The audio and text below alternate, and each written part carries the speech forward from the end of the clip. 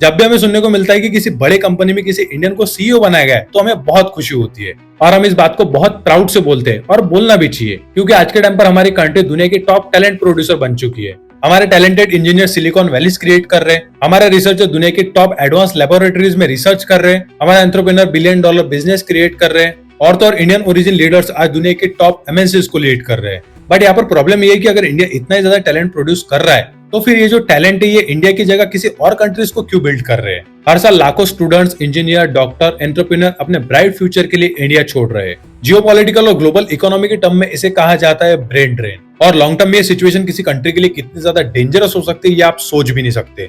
अब आखिर में ये ओवरऑल कंसेप्ट है क्या, इसे समझते हैं। जब भी कोई इंडिया से अब्रॉड में शिफ्ट होता है तो सिंपली कहा जाता है कि एक और टैलेंट इंडिया से चला गया।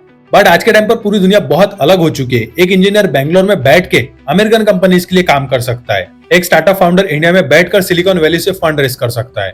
अब क्वेश्चन ये है कि अगर इतनी सारी चीजें इंडिया में रहकर हो सकती है तो फिर आखिर ये सब लोग इंडिया के बाहर क्यों जा रहे हैं। अब अगर आप अपोजिशन पार्टी से पूछोगे तो इनके अकॉर्डिंग तो पूरा देश ही इंडिया छोड़कर जा रहा है, और अगर आप रूलिंग गवर्नमेंट को पूछोगे तो इनके अकॉर्डिंग तो दुनिया का हर टैलेंटेड पर्सन इंडिया से ही है। अब आखिर इन दोनों में सही है कौन? तो United Nation departments of economics and social affair के according India has largest overseas population in the world. इस डेटा के अकॉर्डिंग लगभग 18 मिलियन से ज्यादा इंडियन इंडिया से बाहर ग्लोबल कंट्रीज में रहते हैं और ये नंबर हर साल कंटिन्यूअसली बढ़ते जा रहा है। अब यहाँ पर नोट करने वाली बात यह है कि इसमें सभी लोग इंक्लूडेड है, जैसे कि students, construction workers, shop owners, retail owner, drivers etcetera.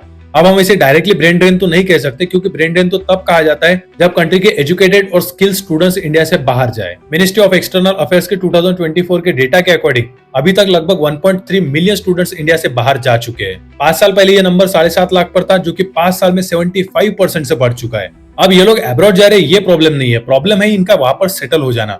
हर साल हमें ये न्यूज सुनने को मिलती है कि इतने लोगों ने इंडियन सिटीजनशिप गिव अप कर दी।